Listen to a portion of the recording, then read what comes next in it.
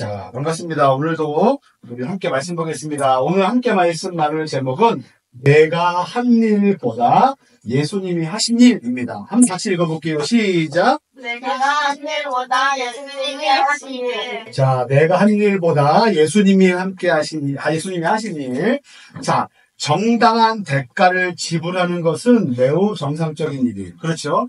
뭔가를 얻을 때 내가 대가를 지불하는 거, 이거는 굉장히 정상적인 일입니다. 근데 만약에 어떤 것에 대한 대가를 지불하지 않았는데 내가 무엇인가를 받게 되는 일이 있을 수 있어요. 그러면 우리가 어떤 반응을 보이게 되냐면, 처음에는 그것이 작은 것이라면, 내가 받은 게 만약에 뭐 사탕, 과자, 뭐 이런 거라면, 그럴 수 있겠다, 아니면 고맙다, 감사하다 라고 할 수 있습니다. 그렇죠? 그런데 만약에 내가 생각해 본 것보다 훨씬 더 크거나 내가 감당하기 엄청나게 어려운 것을 내게 준다, 대가를 지불하지도 않는데, 그러면 그때 드는 마음이 뭔지 아십니까? 당황스러운, 불안해하는 마음입니다. 자, 여러분에게, 자, 갑자기 길을 가다 어떤 사람이 얘야, 내가 너를 보니 이걸 주고 싶구나. 그래서 뭘 줬으면 좋겠어요? 머니. 머니? 돈. 얼만큼? 샤넬이요. 샤넬? 샤넬백. 오징어 게임. 오징어 게임 좋아요? 오징어 게임? 오징어 게임 어떻게 해줘? 카드. 그 명함 있잖아요, 명함. 명함? 근데 그거는 죽을 수도 있는 거. 이게 잠깐. 이길 수도 있어요. 자, 아무튼 여러분들이 생각지도 못했던 걸 받았어. 뭐 갑자기 누가 샤넬을 줬어. 그건 대박. 샤넬 줬어요. 그러면 어떻게 생각할까요? 살이 능력적이면 그거 살이 뭐. 응? 살 뜯고 나야. 우리가 드는 생각은 뭐냐면, 우리가 만약에 어떤 것에 대해서 받았을 때 그것을 가지고 감사하다라고 생각할 수 있는 수준을 넘어서는 걸 받게 되면요, 우리는 의심하게 돼요. 어떤 것에 대해서 의심하게 되냐면, 이 사람이 나에게 뭘 원하는 게 있는가? 아니면 혹시 나한테, 누가 좀 전에 얘기했는데 사기치려는 것 아닌가? 라는 불안한 마음을 갖게 됩니다. 받긴 받지만, 안 받으면 좀 이상하지만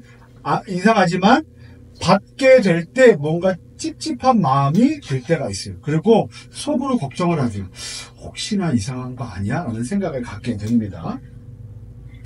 이런 마음이 드는 이유는 뭐냐면, 우리가 익숙한 방식 때문이에요. 우리가 익숙해하는 방식은 뭔지 아십니까? 내가 무엇인가 대가를 지불하고 구입하는 방식. 내가 뭔가 정당한 이유 없이 무엇인가를 받는 것은 좋지 않다라는 익숙한 방식이 우리 안에 작동되기 때문에 그래요. 나도 한번 그렇게 해볼까? 네, 아니요. 어차피 똑같은 거. 이상해요. 너도 이상하게 하지 마. 네. 자, 여러분들이 만약에 무엇인가를 갖고 싶다면 어떻게 합니까? 무엇인가를 갖고 싶다면 어떻게 해요? 그 색깔을 칠해야죠. 네? 그죠? 그게 일반적인 방법이에요. 내가 만약에 편의점에 가서 무엇인가를 먹고 싶으면 돈을 내야죠. 그죠? 그래야 그걸 얻을 수 있어요. 그리고 만약에 그 돈을 갚기 위해서 뭘 해야 됩니까? 일을 하든, 아니면 여러분들은 용돈을 받든, 용돈도 아무에게나 받으면 안 되죠. 부모님이나 아니면 친척들이나 뭔가 이렇게 관계가 있는 사람한테 받아야지, 그렇지 않은 사람에게 받지 않죠. 그럼 얘한테도 받아야 거예요. 그런 관계는 말이야. 그런 관계는 말이야.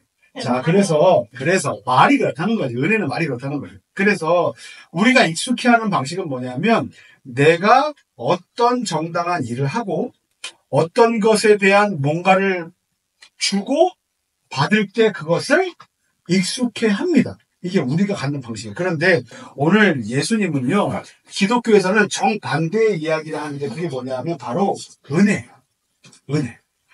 여기 나오는 은혜는 여기 친구 은혜가 아니라, 이제 은혜가 어떤 건지 한번 설명을 해줄게요. 은혜는요, 내가 어떤 것에 대한 받을 만한 일을 하지 않았음에도 불구하고, 그리고 내가 그것을 받기에 과분한 사람임에도 불구하고 그 과분한 것을 받았을 때 우리는 뭐라고 말하냐면 은혜라고 해요. 내가 그것을 마땅히 받아야 될 게 아니라, 내가 그걸 받아야 될 일을 한 것 같지 않은데 내가 받을 상황이 아닌데 그럼에도 불구하고 내가 받았다. 그거를 은혜라고 얘기합니다. 그 은혜를 누가 주시냐면 바로 예수님이 주신다고 얘기를 합니다. 자, 은혜에 대해서 한번 설명을 해줄게요. 옛날 시대, 그러니까 지금 우리가 본 성경은요, 신약 성경이고요.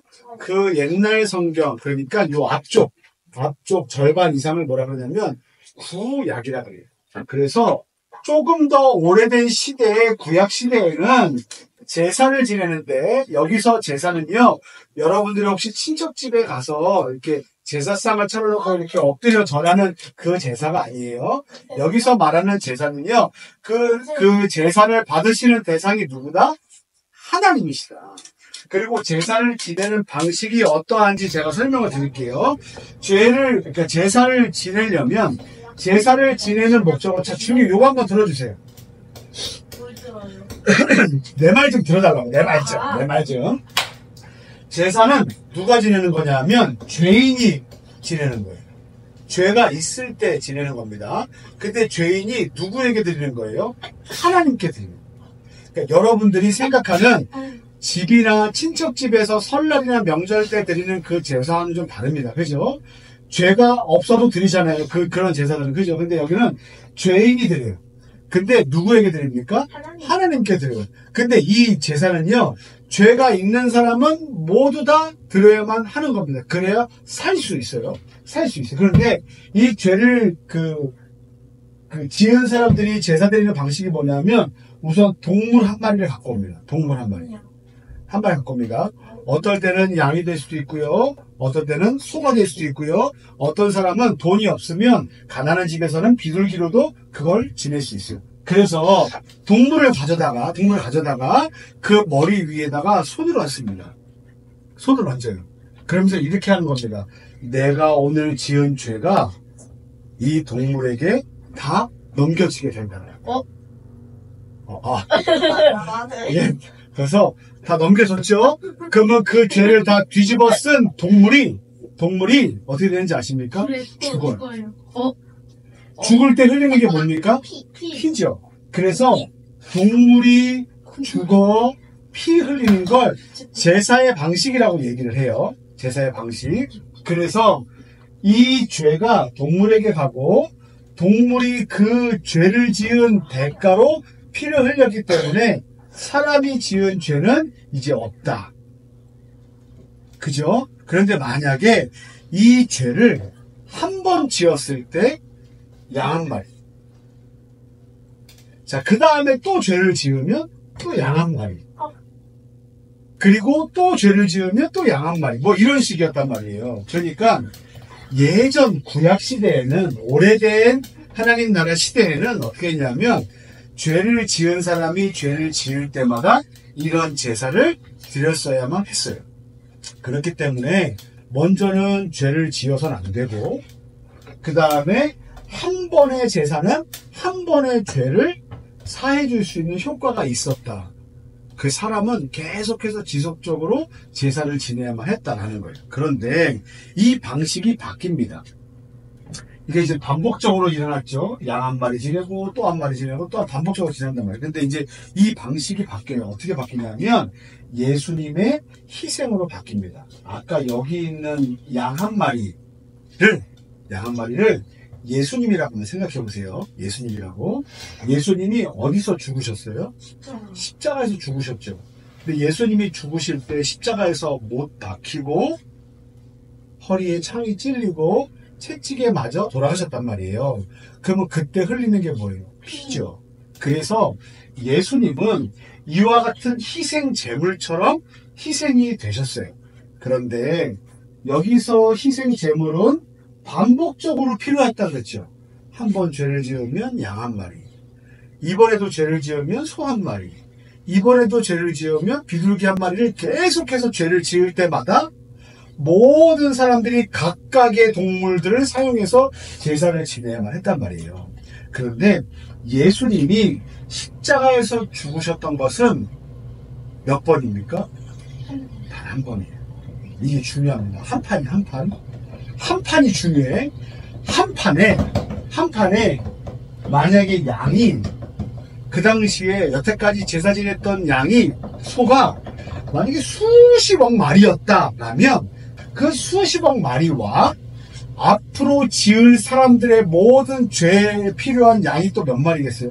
수십억 마리가 필요하겠죠. 한 사람이 아니라 전 세계 인구가 그래야 되니까 그 모든 재물을 대표해서 예수님이 친히 돌아가시면서 이제는 이와 같은 제사를 반복하지 않아도 된다. 예수님의 죽으심 그 한 번으로 이 모든 걸 다 끝내게 해주셨어요. 여기 안에 뭐가 포함되는지 아십니까? 저와 여러분들의 죄도 포함이 돼요. 그래서 우리는 뭐라고 말하냐면 예수님의 이 희생을 우리가 얻었다라고 해서 그걸 은혜라고 얘기해요. 은혜? 은혜. 보세요. 수억, 수천, 얼마나 많은 동물이 대신 죽어야지만 우리의 죄가 다 해결되겠습니까? 그런데 그걸 예수님이 온 몸으로 다 짊어지시고 돌아가시면서 해결을 해주셨거든요. 그래서 보세요. 우리가 지나가면서 샤넬 받고 싶어요. 우리가 지나가면서 100만 원을 받고 싶어요.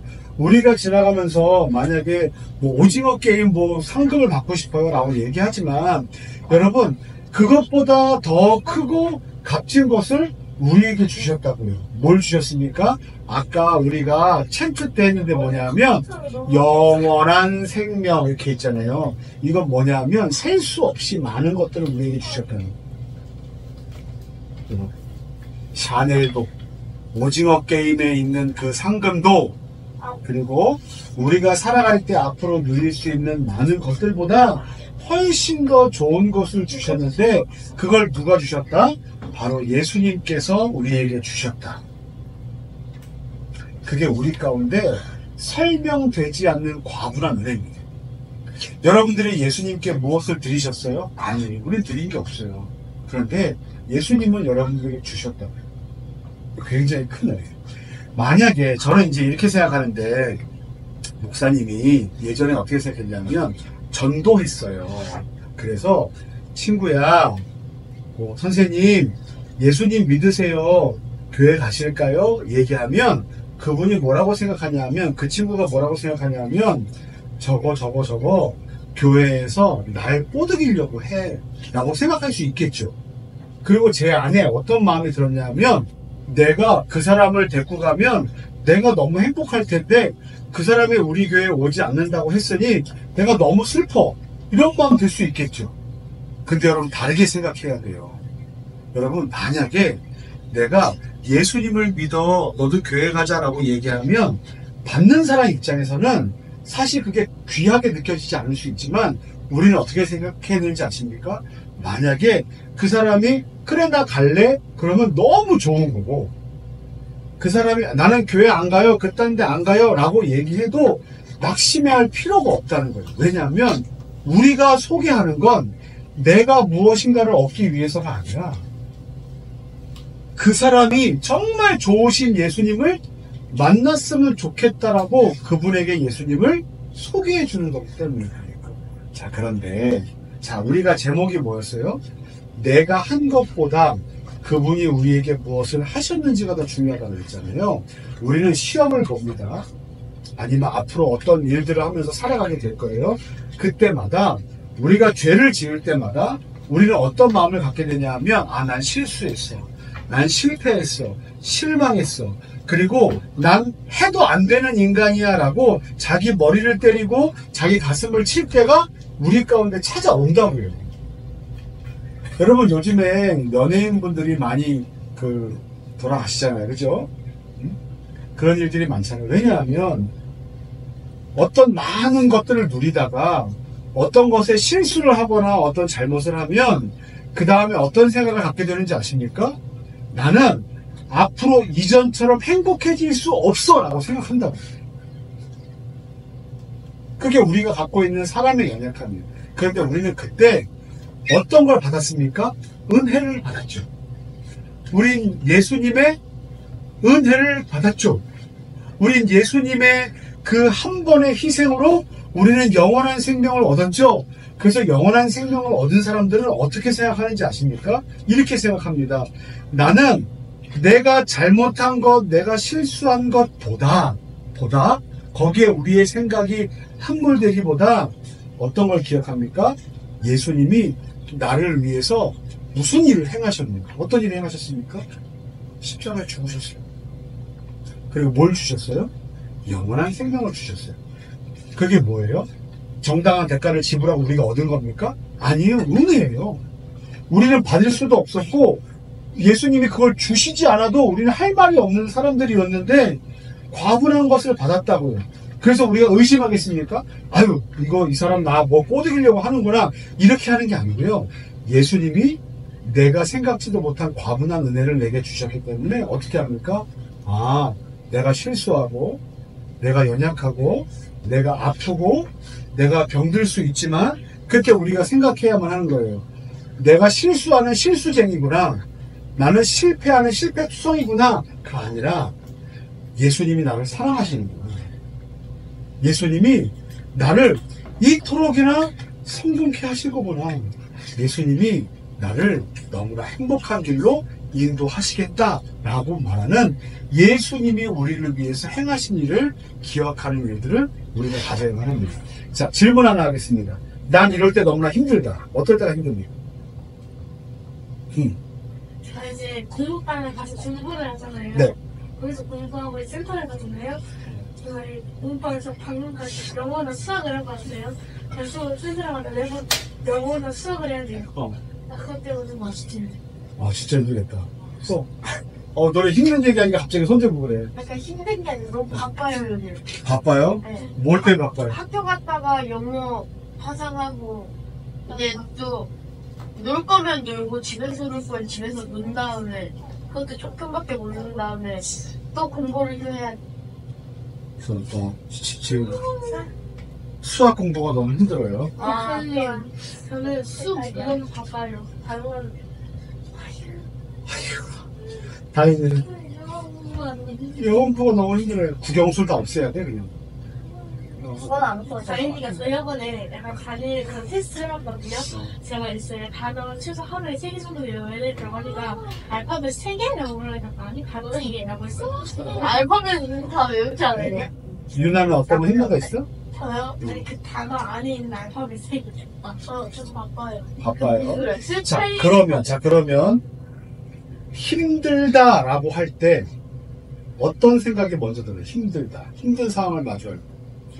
집에 가고 싶어요. 집에 가고 싶어요. 그러세요. 그러고 싶어요. 일어났대요. 어? 일어났대요. 애를 났어? 목사님은 힘들다라고 하면 그 다음에 목사님을 탓해. 그래도 해야지. 아니 그런 거 말고 뭐냐면 왜 이 정도밖에 안 될까? 아니 제 생각은 그렇죠. 제가 나 말해. 내 말이. 나는 왜 그 정도밖에 못할까? 왜 너는 그러니? 라고 목사님 자신을 탓하는 마음을 갖게 돼. 왜요? 왜냐면 그걸 못했으니까. 그 정도밖에 못 살 수도 있죠. 이거 왜 계속 놀리시는 것 같아. 그런데 그 정도밖에 못해요? 그런데 그게 계속되다 보면 어떻게 되는지 아십니까? 사람이 힘들어져요. 그 상황이 힘든 게 아니라 그 마음이 힘들어져서 다른 힘듦으로 간다고요. 그게 뭐냐면 마음의 병이에요. 마음의 병이. 우울증도 될 수 있고 뭐 분노 조절도 안 될 수 있고 아니면 사람과 만나지 않으면 뭐 이런 걸 수도 있고 사람을 무서워하는 공황장애일 수도 있어요. 우리 안에는 그런 자기에 대해서 탓하는 마음들이 있을 수 있어요. 그때 여러분 기억하십시오. 내가 어떤 일을 했는지보다 나를 더 사랑하시는 예수님께서 내 인생 가운데 어떤 사랑을 베푸셨는지에 대해서 우리가 잘 기억하면서 나를 탓하기보다 예수님이 우리 가운데 행하신 일이 너무나 기쁘고 감사하다. 내 인생은 소망이 넘치게 될 거야 라는 마음을 갖게 되는 저와 여러분들 되길 소망합니다. 언제? 영어 할 때. 언제? 수학을 또 할 때. 수학할 때, 그리고 노는 시간이 별로 없고 바쁠 때, 그와 같을 때에도 하나님, 저는 뭐 수학은 안 해도 괜찮습니다. 영어는 안 해도 괜찮아요. 여러분 인생에 막 엄청나게 큰 변화가 있지 않을 수 있어요. 하지만 수학보다 아니면 더 큰 문제가 생길 때마다 여러분 자신을 탓하기보다 하나님께서 나를 얼마나 사랑하시는지, 예수님께서 여러분을 얼마나 귀하게 여기시는지를 여러분 먼저 생각하시는 저와 여러분들 되기를 예수님의 이름으로 간절히 축원합니다.